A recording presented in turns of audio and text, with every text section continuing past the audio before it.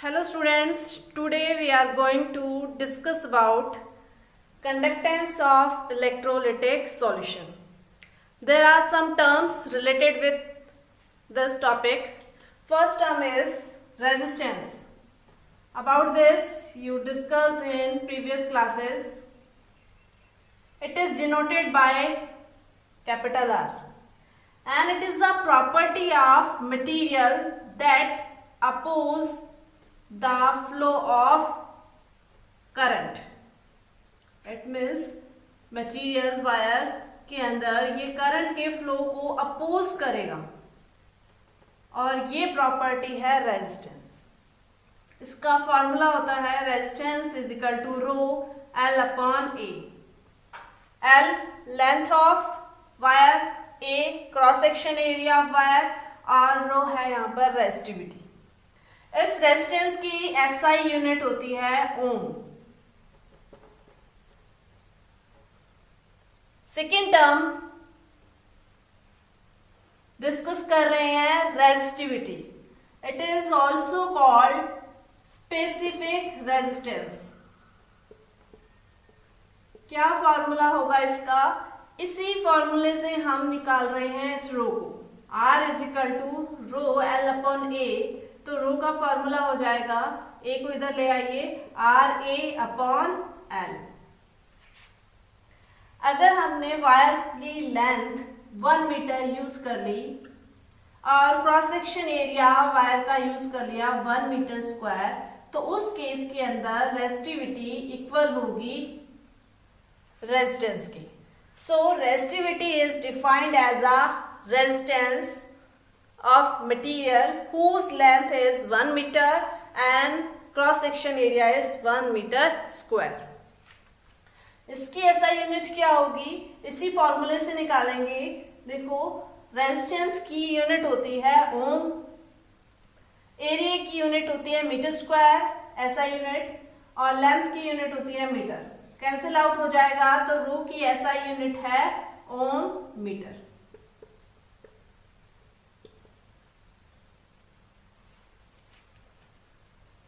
Now third term ले रहे हैं conductance. It is denoted by capital G and this conductance is opposite of resistance. Clear? Conductance क्या है? Resistance का ही reciprocal, उसका ही अपोजिट है. जितना रेजिस्टेंस कम होगा उसकी कंडक्टेंस ज्यादा होगी. सो इसकी ऐसा यूनिट निकालें तो रेजिस्टेंस की यूनिट होती है ओम, तो कंडक्टेंस की यूनिट हो जाएगी ohm inverse. It is also called mho और it is also called Simon.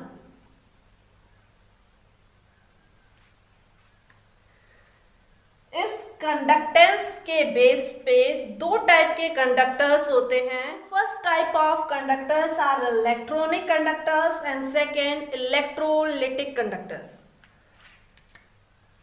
Examples of electronic conductors are metals. Generally metals electrons का लॉस करते हैं और यही इलेक्ट्रॉन्स जब फ्लो करेंगे तब जनरेट होगी electronic conductance. So its another name is also metallic conductance या metallic conductor. इसमें स्पेशल क्या है कि मेटल के थ्रू जब भी हम इलेक्ट्रिसिटी पास करेंगे there will be no decomposition of metals. यानी मेटल्स पार्ट्स में या कंपोनेंट्स में डिवाइड नहीं होंगे तो उनका डिकम्पोजिशन नहीं हो रहा है. But in electrolytic conductors, when we pass electricity, there will be decomposition of electrolytes. अब electrolytes क्या हैं? इसके examples हैं chemicals, like कुछ solution form के अंदर chemicals present है like acids, base and salts. In solution के अंदर भी क्या होगा? इलेक्ट्रिसिटी पास करने पर कंडक्टेंस शो होगी, तो ये है इलेक्ट्रोलिटिक। इट मीन्स सॉल्यूशन के अंदर इलेक्ट्रिसिटी पास करने पर कंडक्टेंस जनरेट हो रही है, वो है इलेक्ट्रोलिटिक कंडक्टेंस। इसके अंदर तो मेटल का डिकम्पोजिशन नहीं हो रहा, बट इसके अंदर इलेक्ट्रिसिटी पास करने पर इलेक्ट्रोलाइट्स का डिकम्पोजिशन होगा और वो डिवाइड हो जाएंगे आयंस में। सो इसके अंदर आयंस के फ्लो की वजह से ही जनरेट हो रही है इलेक्ट्रिसिटी। इसमें इलेक्ट्रॉन्स का फ्लो हो रहा है और इसके अंदर फ्लो हो रहा है आयंस का। There are some factors that affecting conductance of electrolytic solution. First one is nature of electrolyte. Electrolyte, it means there are some acids, base and salts. If these electrolytes are strong, it means strong acid, strong base है, तो उस case में क्या होगा, strong electrolytes ज्यादा ionise होते हैं। ज्यादा आयोनाइज होंगे तो उस केस के अंदर आयंस का नंबर भी ज्यादा होगा, और जितने ज्यादा आयंस होंगे वो इतनी इलेक्ट्रिसिटी कंडक्ट करेंगे, सो उस केस में कंडक्टेंस भी क्या होगी, मोर होगी। और अगर उसके अपोजिट केस ले लिया, वीक इलेक्ट्रोलाइट है, तो लेस आयोनाइज होंगे, लेस आयंस प्रेजेंट होंगे सॉल्यूशन में और कंडक्टेंस भी क्या होगी, less. Second, size of ions. अगर इलेक्ट्रोलाइट के डिकम्पोज होने पर आयंस का साइज बड़ा है, ग्रेटर साइज है, ग्रेटर साइज्ड आयंस, तो उस केस के अंदर उनका सॉल्वेशन क्या होगा, ज्यादा, और वो ज्यादा मूव नहीं कर पाएंगे, सो इस केस में कंडक्टेंस क्या हो जाएगी, कम।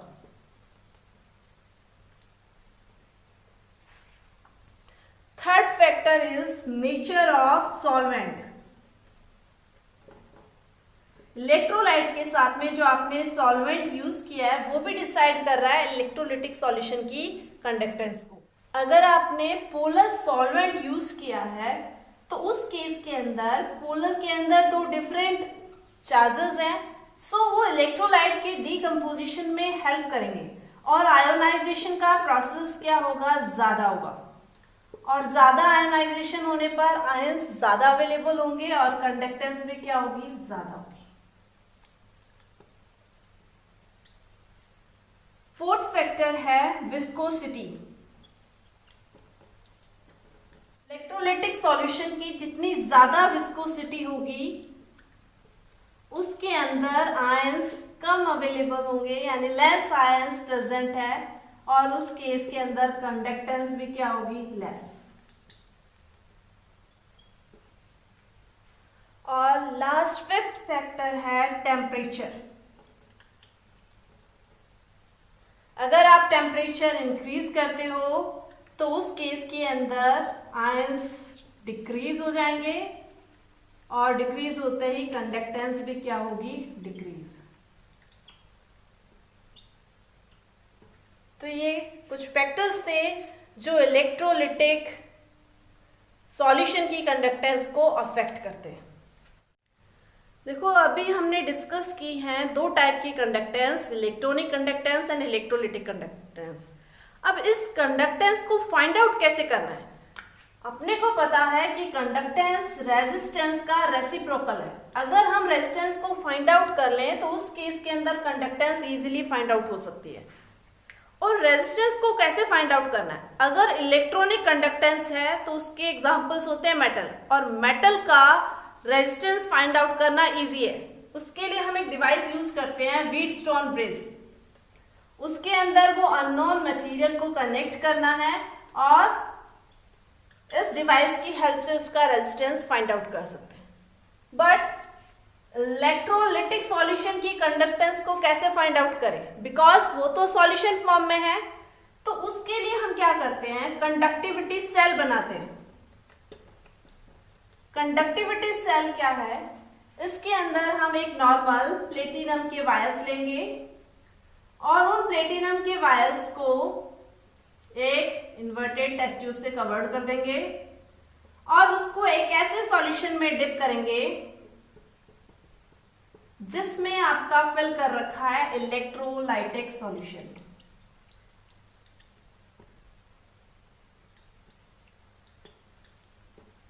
अब इन प्लेटिनम वायर्स का ही कनेक्शन हम कर देंगे व्हीटस्टोन ब्रिज से, और अगेन हम सेम मेथड से ही फाइंड आउट कर सकते हैं इलेक्ट्रोलिटिक सॉल्यूशन का रेजिस्टेंस।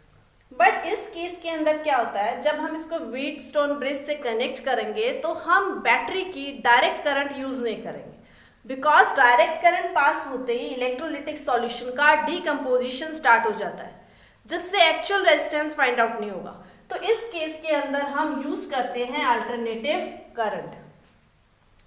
और अल्टरनेटिव करंट के अंदर भी फ्लक्चुएशन ज्यादा होता है, तो व्हीटस्टोन ब्रिज के अंदर जो गैल्वेनोमीटर यूज होगा उसकी जगह हम यूज करेंगे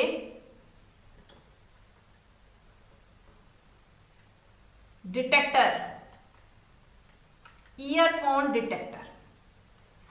क्लियर? सो नेक्स्ट हम ले रहे हैं specific conductance. It is also called conductivity and denoted by K, kappa, जिसको हम प्रोनाउंस करेंगे kappa. Kappa it is a reciprocal of resistivity.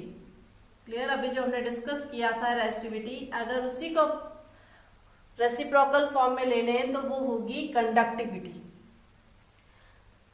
इस कंडक्टिविटी की ऐसा यूनिट क्या है, हमें पता है रेजिस्टिविटी की यूनिट होती है ओम मीटर, तो इसकी यूनिट हो जाएगी ओम इनवर्स या मीटर इनवर्स। ओम इनवर्स के लिए हम वर्ड यूज कर सकते हैं साइमन, सो इसकी एक दूसरी यूनिट है साइमन मीटर इनवर्स। अब देखो कंडक्टिविटी के अंदर हमने लिया है 1/रो। रो का क्या फॉर्मूला होता है, RA/L। L जो है वो ऊपर चला जाएगा, तो फॉर्मूला बन गया K का L/RA।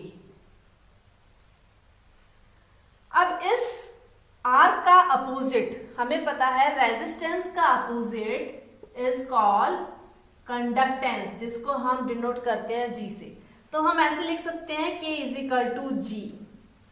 अब यहां पर एक टर्म रह गई L/A। L/A it is called cell constant, because L होता क्या है, जब भी हमें कंडक्टेंस कैलकुलेट करनी है तो हम क्या कर रहे हैं, एक सॉल्यूशन के अंदर दो इलेक्ट्रोड्स डिप कर रहे हैं, दोनों इलेक्ट्रोड्स के बीच की लेंथ क्या होती है, L। अब सॉल्यूशन के अंदर ये लेंथ जो आपने स्टार्टिंग में ली है उतनी ही रहेगी, सेम रहेगी, कांस्टेंट रहेगी। सेकेंड थिंग, A होता है क्रॉस सेक्शन एरिया, यानी जो इलेक्ट्रोड का क्रॉस सेक्शन एरिया है वो है A, तो वो वैल्यू भी क्या रहेगी, सेम, कांस्टेंट रहेगी। सो L और A दोनों ही क्वांटिटीज सेम है, सो L/A को हमने यूज कर लिया सेल कांस्टेंट की तरह। इस सेल कांस्टेंट को हम डिनोट करते हैं कैपिटल G स्टार से। सो इस L/A की जगह हम रख देते हैं G स्टार। तो ये आपका नया फॉर्मूला बन गया K = G स्टार। इस सेल कांस्टेंट की क्या यूनिट होगी, देखो सेल कांस्टेंट के अंदर हमने यूज किया L/A, लेंथ/एरिया। लेंथ की यूनिट होती है मीटर और एरिया की मीटर स्क्वायर। एक मीटर से मीटर कैंसिल, तो 1/मीटर या मीटर इनवर्स यूनिट है सेल कांस्टेंट की। और कापा यानी कंडक्टिविटी की यूनिट है साइमन मीटर इनवर्स। तो अब हम नेक्स्ट टर्म स्टार्ट कर रहे हैं, that is molar conductivity and it is denoted by λm। Molar conductivity क्या है, it is defined as a conductance of 1 mole electrolyte, यानी आपने इलेक्ट्रोलाइट कितना लिया है, 1 mole, and this electrolyte is kept between 2 electrodes whose cross section area is A and length between these two electrodes is L. Between these two electrodes is L. कैसे find out करना है? देखो, हमें formula पता है R का, R is equal to rho L upon A। अगर हम इस R का रेसिप्रोकल ले लें 1 अपॉन R, तो ये फॉर्मूला हो जाएगा A by rho L। 1 upon R अपने को पता है कंडक्टेंस होता है, सो कंडक्टेंस का फॉर्मूला हो गया G is equal to 1 upon rho into A by L। और रेसिस्टिविटी का अपोजिट होता है कंडक्टिविटी, सो कंडक्टेंस का एक फॉर्मूला हो गया G is equal to K into A by L। और हम कह रहे हैं कि मोलर कंडक्टिविटी क्या है? It is defined as a conductance. So conductance की जगह हम क्या यूज कर सकते हैं? Lambda M. तो लैम्डा एम का फॉर्मूला हो गया kappa into A by L। अब अगर हम एरिया, क्रॉस सेक्शन एरिया की वैल्यू ले ले 1 मीटर स्क्वायर, और दो इलेक्ट्रोड्स के बीच की जो लेंथ है उसको यूज कर ले 1 मीटर, तो मोलर कंडक्टिविटी का फॉर्मूला क्या होगा? Lambda M is equal to K।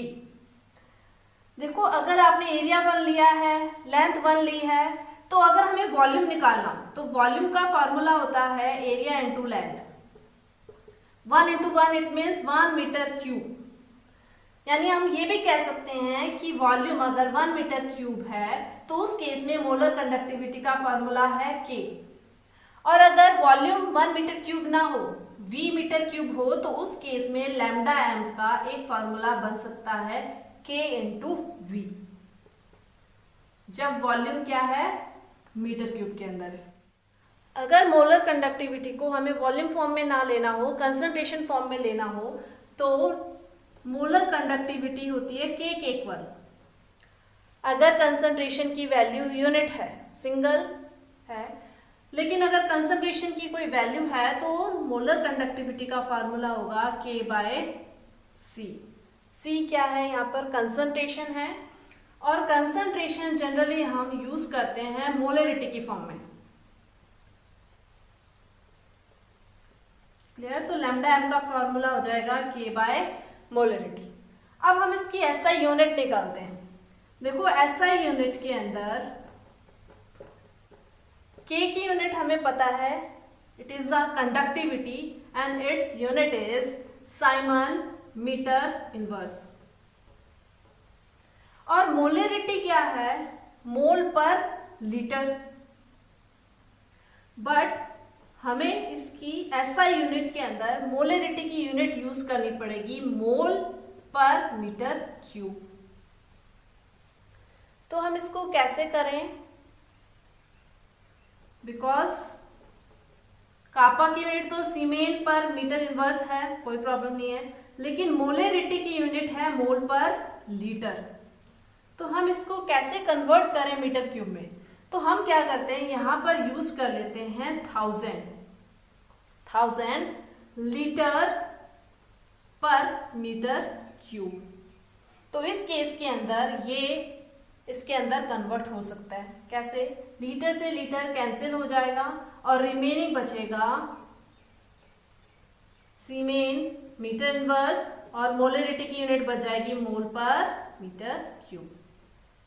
जब हम इसे कैंसिल आउट करके कैलकुलेट करेंगे तो लैम्डा एम की यूनिट आएगी सीमेन, और मीटर से बन जाएगा मीटर स्क्वायर, और रिमेनिंग नीचे रह जाएगा मोल, सो मोल इनवर्स।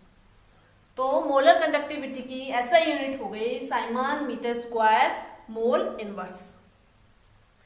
देखो, क्वेश्चन के अंदर ऐसा कंपल्सरी नहीं है कि यहाँ पर मीटर में ही यूज किया जाए। अगर इसको सेंटीमीटर में यूज कर लिया, कापा की unit Simon centimetre inverse use कर ली, तो कैसे आपने फॉर्मूला बनाना है?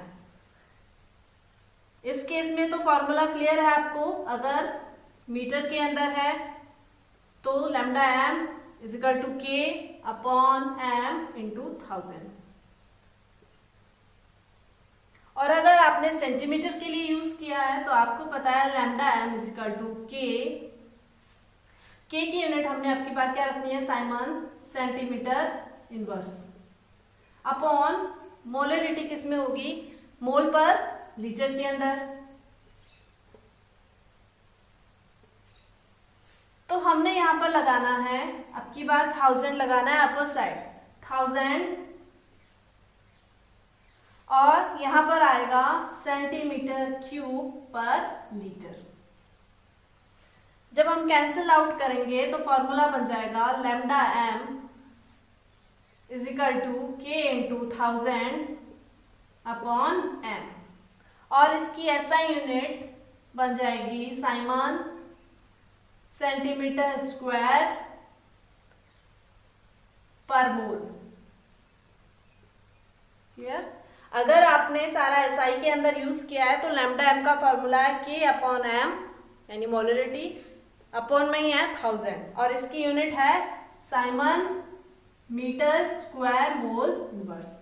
और अगर आपका कापा सेंटीमीटर में है तो इसका फॉर्मूला बन जाएगा के इंटू 1000 अपॉन एम और इसकी यूनिट होगी siemens centimetre square mole inverse.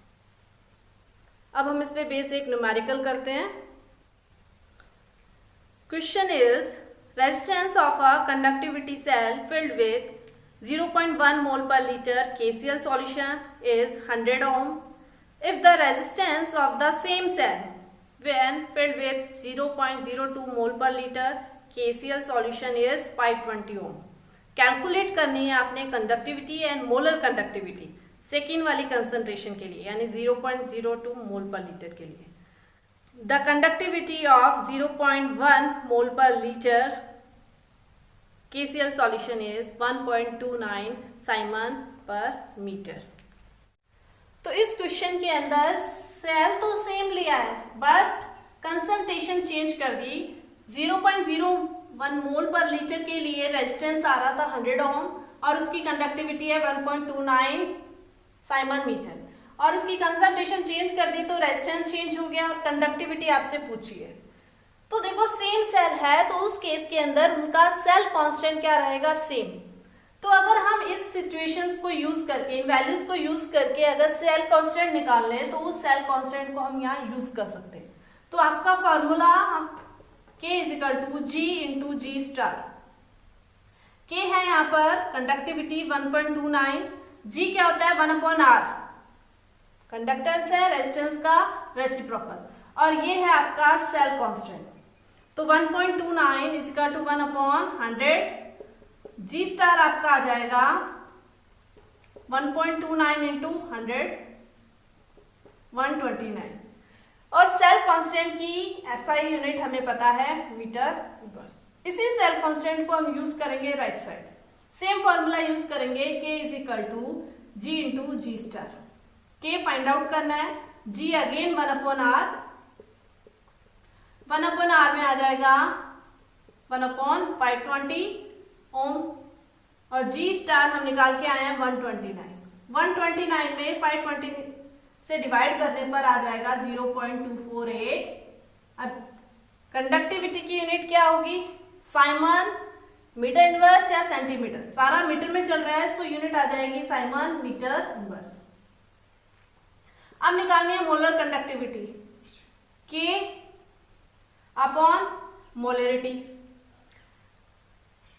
अगर ये सारी वैल्यूज एसआई में चल रही है तो हमारे लिए फॉर्मूला है K अपॉन M एंड 1000 और अगर ये सेंटीमीटर में होता है तो यही 1000 हम कहाँ यूज करते हैं अपर साइड में। तो सिंपल आपने इसके अंदर K की वैल्यू सेकेंड सेल के लिए यूज करना है तो K की वैल्यू आई है 0.248 मोलरिटी 0.02 इंटू 1000 तो ये आपका आंसर आ जाएगा 124 इंटू 10⁻⁻⁴। यूनिट क्या होगी इसकी यूनिट है साइमन, अगर मीटर में है तो मीटर स्क्वायर मोल इनवर्स।